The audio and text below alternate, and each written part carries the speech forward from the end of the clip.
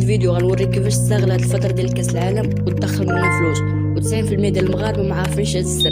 تبع معايا الفيديو حتى الاخر وما تزيد حتى الثانيه باش تعرف كيفاش تبدا. وملاحظه، انا ما كنوريش كيفاش تدخل فلوس من المونديال بوحدو، كنوريك هو كيفاش تستغل المونديال وتحول الانطلاقه ليك ولا نقطه البدايه غتكمل من بعد. الاحداث العالميه عمرها غتسالي، ولا ركبتي واستغليتي الموجه ديال المونديال، الاحداث الاخرين حتى هما غتولي قادر تستخرج منهم الفرص وتبدل حياتك، وما تبقاش غير كتسالك بحال 99% ديال الناس. الطريقه الاولى، غتبدا تقاد فيديوهات على كاس العالم، مثلا تحليل المباريات ولا رياكسيون، ولا دير توقعات ولا معلومات على المنتخب ولا اللاعبين والقصص ديالهم، ولا دير فيديوهات ريلز على افضل الاهداف والمهارات. كاين بزاف ديال الافكار اللي ما غتحتاج فيهم راس المال، غير تليفون ولا بيسي. الا بغيتي تقدر ما تبانش حتى بوجهك. افضل وقت تبدا فيه صناعه المحتوى هو كاس العالم، حيت الناس كيتفرجوا في المحتوى بزاف، ولا هضرتي في اي حاجه عندها علاقه بالمونديال، الالغوريثم ديال البلاتفورم اللي كتبوستي فيها غيعاون تطلع للناس بزاف. الطريقه الثانيه هي الاي كوميرس، غتحتاج شويه ديال راس المال، وغتاخذ برودويات ديال المغرب، التونيات والدرابوات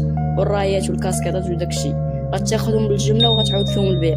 ثق بيا، الا كنتي داير شي ثمن معقول وكاليتي مزيانه، راه كلشي غيشري من عندك، واخا ما تكونش عندك حتى شي تجربه في البيع. كل ما عليك تبدا وتوكل على الله. تقدر تبدا بكونتيتي قليله تجرب فيها داكشي واش غيتمشى لك ولا لا. ولا كان راس المال عندك قليل، تقدر تبدا ببرودويات بسيط وتربح منه فلوس، بحال دوك البراسليات ديال اليدين اللي كيكونوا فيهم ديما مغرب ولا سميتو. المهم تبدا وما تحقر حتى شي حاجه، والنتائج في الاخر غتصدمك. الطريقه الثالثه هي الفريلانس. الا كنتي ما عز عليك تخرج تلاقى مع الناس وتكونيكطا معاهم وكتحشموا داكشي، وعز عليك تخدم غير من الدار في البيسي ديالك، فهذه احسن طريقه ليك اللي تقدر تبدا بها وبلا راس المال. غتحتاج غير شويه ديال المهارات في الديزاين والايديتين، تسهل الخدمه على اليوتيوبر. مثلا صناع المحتوى الرياضي تقدر تقاد لهم صور مصغره الفيديوهات ديالهم، ولا دير لهم المونتاج، ولا تكتب لهم السكريبت، بما ان كاين الضغط عليهم في هذه الفتره، حيت كاين اكثر من 3 ماتشات في النهار، المنتخب كيلعب كل 4 ايام، ومستحيل يقدروا يديروا هادشي كامل بوحدهم، وكيخصهم شي فريلانسر اللي يخدم معاهم.